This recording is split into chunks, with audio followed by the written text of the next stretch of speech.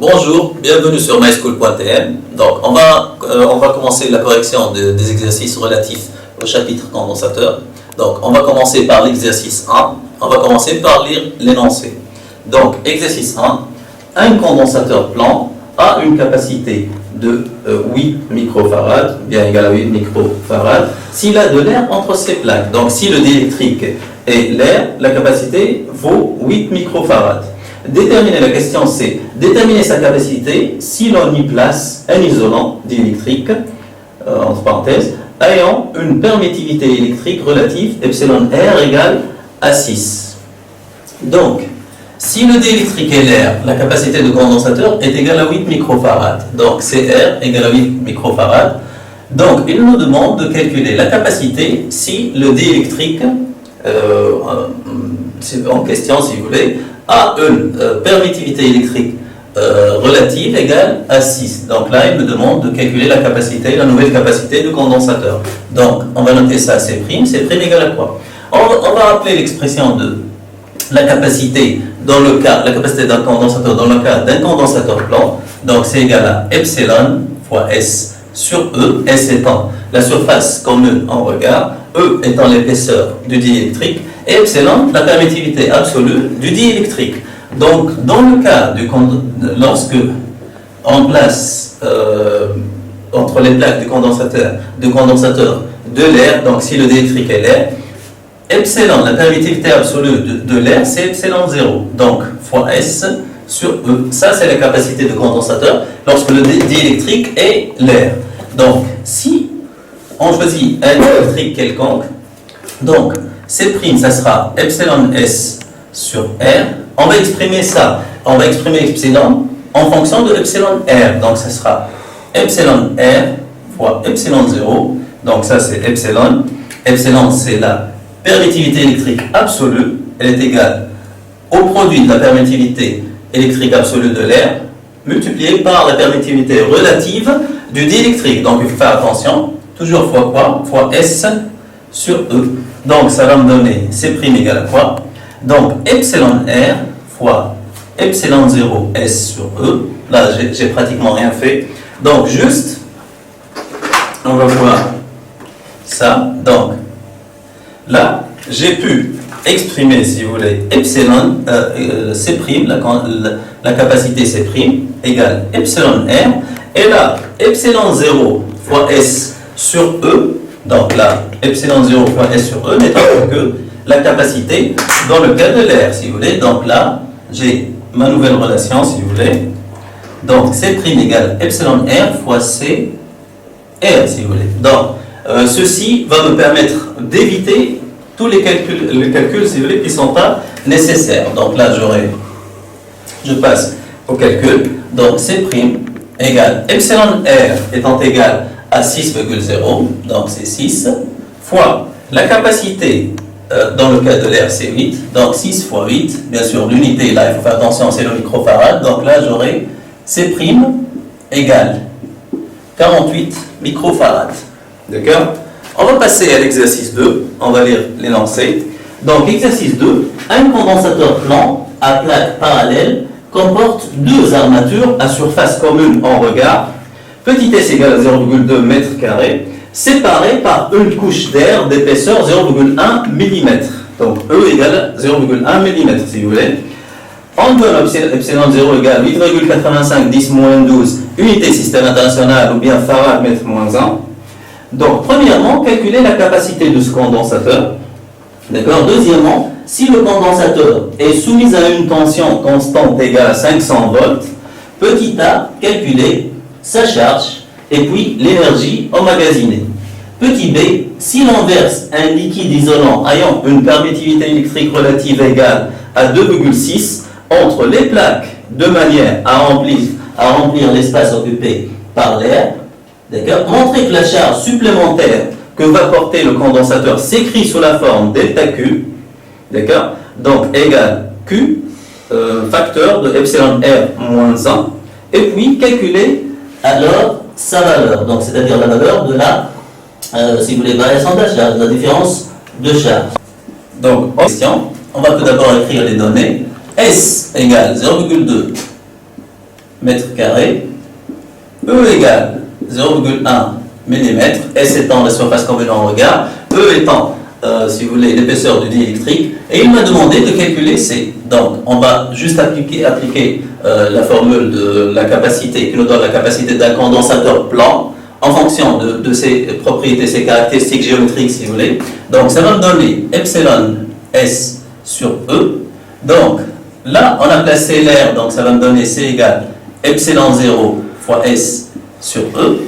Et on passe au calcul. Donc, ça va me donner 8,85 fois 10 moins 12.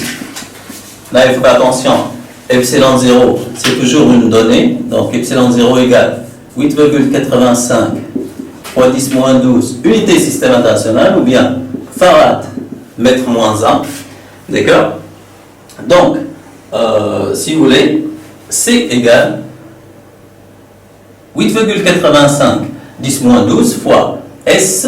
Donc, S c'est 0,2 mètres carrés. Donc, S doit être exprimé en mètres carrés. Là, j'ai S en mètres carrés, donc j'ai pas de problème. Sur 0,1, là, il faut faire attention. Donc, 0,1 mm, l'unité distance, des longueurs, des distances en système international, c'est le mètre. Donc, millimètre, je vais remplacer le milli par 10 moins 3. Et là, ça sera en fonction du mètre. Donc, j'ai pas de problème. Donc là, ça va me donner C égale. Donc, C égale 0,2 sur 0,1, c'est 2. 2 fois 8,85, ça va me donner 17,7. 10 moins 12 sur 10 moins 3, ça va me donner 10 moins 9. 10 moins 9. Bien sûr, l'unité de la capacité dans le système international, c'est le farad. Donc 10 moins 9, si vous voulez, c'est le nano. 10 moins 3, c'est le milli. 10 moins 6, c'est le micro. 10 moins 9, c'est le nano. Donc je peux écrire ça comme ça. Donc ça sera 17,7 nanofarad. Donc ça, c'est ça concerne le calcul de la capacité. On va passer à la deuxième question. Donc, deuxièmement, il me dit, si le condensateur est soumis à une tension constante égale à 500 volts, donc là, il faut faire attention, la tension est constante, donc on n'a pas de problème. La constante U est égale à 500 volts. Il me demande, petit a, de calculer la charge du condensateur et l'énergie emmagasinée. Donc, deuxièmement,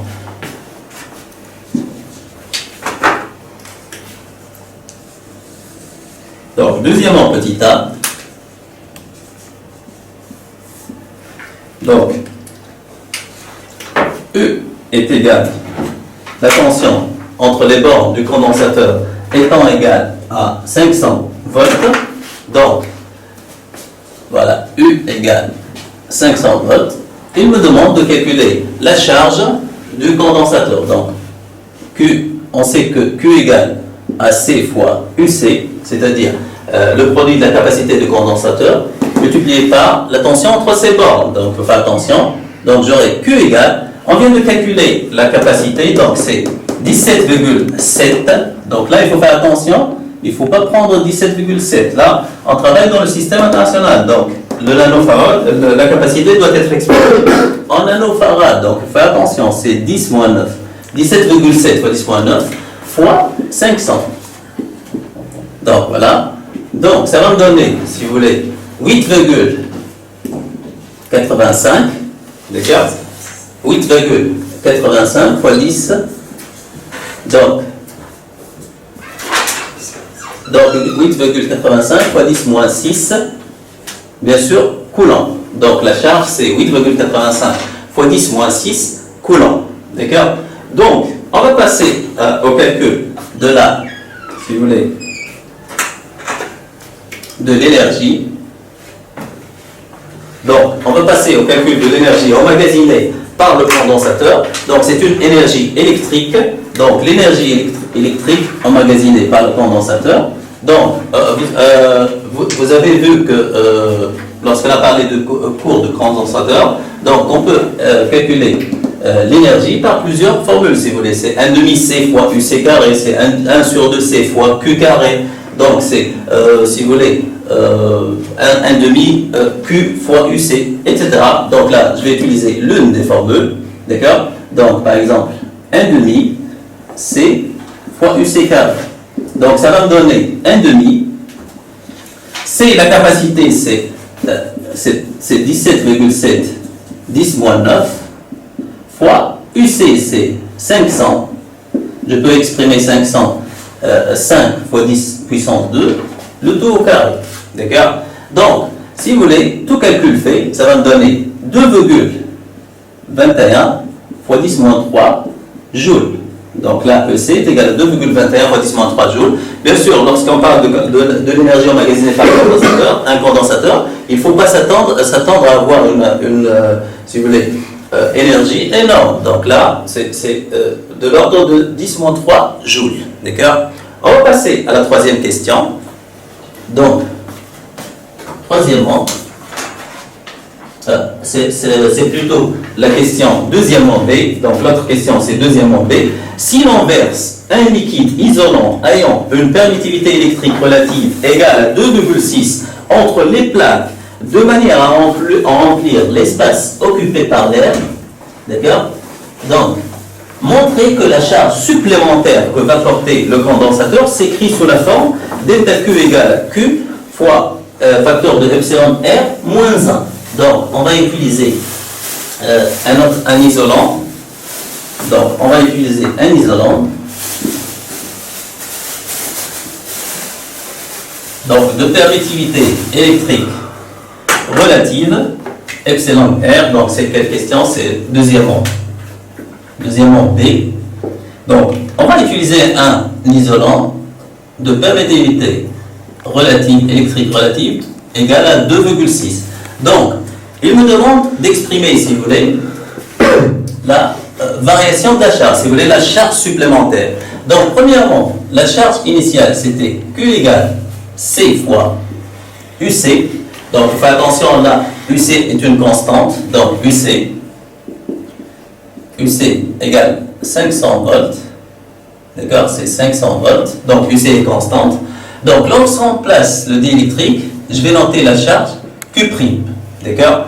On a remplacé le diélectrique, donc la capacité sera différente. Donc j'aurai notre capacité, donc ça sera égal à C', mais toujours fois UC, puisque la tension est constante. Le condensateur est toujours soumis à une tension égale à 500 volts. D'accord? Donc, on va exprimer la charge supplémentaire, donc on va noter ça par delta Q. Donc delta Q, ça sera égal à Q' moins Q. D'accord, puisqu'il nous a dit la charge supplémentaire, donc forcément Q' est supérieur à Q. D'accord. Donc là, la charge supplémentaire c'est Q' moins Q. Donc Q' n'est autre que C' fois UC, moins Q qui est C fois UC. Donc là, vous remarquez que je peux mettre UC en facteur. Donc j'aurai C' moins C, facteur de UC.